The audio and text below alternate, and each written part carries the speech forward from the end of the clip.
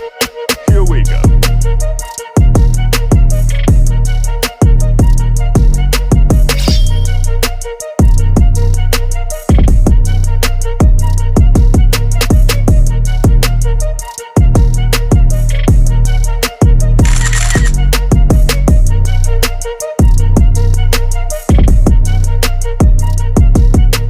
Guac is up, boys. It's your Commissioner Week 11 update here.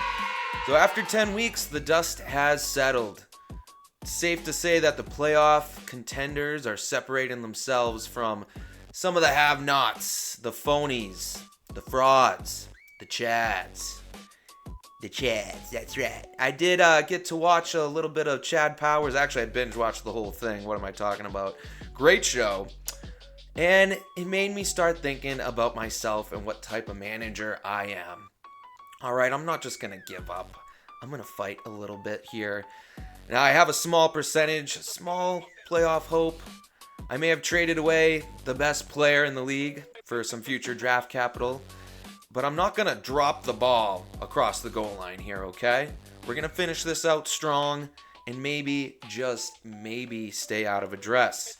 Now, I was tormented by Jonathan Taylor last week. He had a record-breaking game in Berlin, but that was not the highlight of Week 10. No, I called the game of the week, and it was a nail-biter. Powers was hanging on by a thread all night long, only up by 0.6. Josh Jacobs fumbled the ball for Carl, and he never came any closer after that on Monday Night Football. It ended John's 3-game losing streak and cemented Carl down at the bottom of the standings, maybe not for too long as we face each other this week. Now, before the deadline passed yesterday, we had some more trades happen. 15 trades in total in 2025. The most ever in league's history. Some trades good, some trades not so good. But it's been fun getting out of the comfort zone, taking some chances. For some, sometimes you just gotta let go. You gotta let go of the ones you love. Fun fact, Carl and Jimmy didn't make a trade. They were the only two managers all year not to make a trade. And they were the last two managers to win the whole goddamn thing. So take that for what it's worth. Now, before we get to the games this week and the duos, I do want to mention a story that was not mentioned over the news this week. Apparently, a man getting off a plane from Florida to Boston was stopped by Logan Airport security as to what they called a erection. They questioned this man, seen in this photo here, and asked why he had a raging boner in his pants through the whole flight. And he said, I quote, "Alexander sucks." Okay, whatever. Let's get to the standings here, okay? Anthony and Obi, 7-3, leading the pack. Looks like one more win for these two, and they'll lock up a playoff spot. Stevie on a 3-game winning streak. Then we got Powers, and then Greg also on a 3-game winning streak. All three of those have above a 80% chance to make the playoffs right now.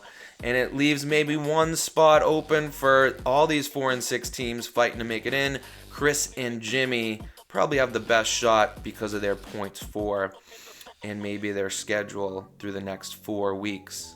We'll get to the matchups here now, starting with Stevie 6-4 versus Jimmy 4-6. This one has it all. You got the Eagles and Lions game, Goff versus Hurts, Barkley versus Gibbs, and then Bowers and the Cowboys D ending this one for Stevie on Monday Night Football. Jimmy might be out hunting all day Sunday, but I'm sure he'll be watching the game on Monday night, sweating this one out. Then we got Greg 5-5 versus Powers 6-4. Powers won the first matchup in week 2 by 10 points. So it was a close one. I'm not exactly sure if there's any side action this week, but these two always have a great battle, and I'm expecting the same this week.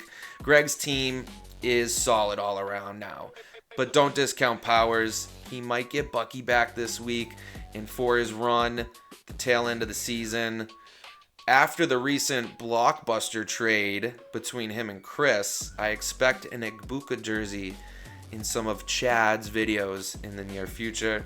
Still waiting for some Greg updates. Haven't seen a video from him lately. Next up, Obi 7-3 versus Andy 4-6. This one might be the lowest total on the week. Both battling injuries. Devontae with a back. Harrison Jr. already out for Andy. And some questions in both running back rooms. These duo partners are the two lowest scoring teams in the league this year. Bet the under in this game. Now we got Carl 3-7, last in the league, versus myself 4-6. This one might be the lowest total on the week. Wait, oh yeah, that's right. We're the two next lowest scoring teams in the league. Terrible duos partners as well. The bottom of the barrel here, we're also facing off. It's been a miserable year. We just want to avoid last place at this point. Boy, oh boy, this is a bad one. But it's a big game for us. Next up, we got Chris 4-6 versus Anthony 7-3, and this is your game of the week. Both projections very high here. Chris, newly acquired Bijan for Chris, faces off against Jamar Chase, who also found himself a new home after the trade deadline with Anthony, giving up a lot of future draft capital for Chase. Will be an interesting one. We got Herbert throwing the ball to both Ladd and across the other side for Anthony with Quentin Johnson. We also have Mahomes for Anthony throwing over to Rice for Chris. And then we have two Lions pass catchers, J-Mo and Laporta in this one. A lot of interesting matchups. That's why I made it the game of the week. Should be a high-scoring one. Both these guys are number 2 and number 3 in points for all year.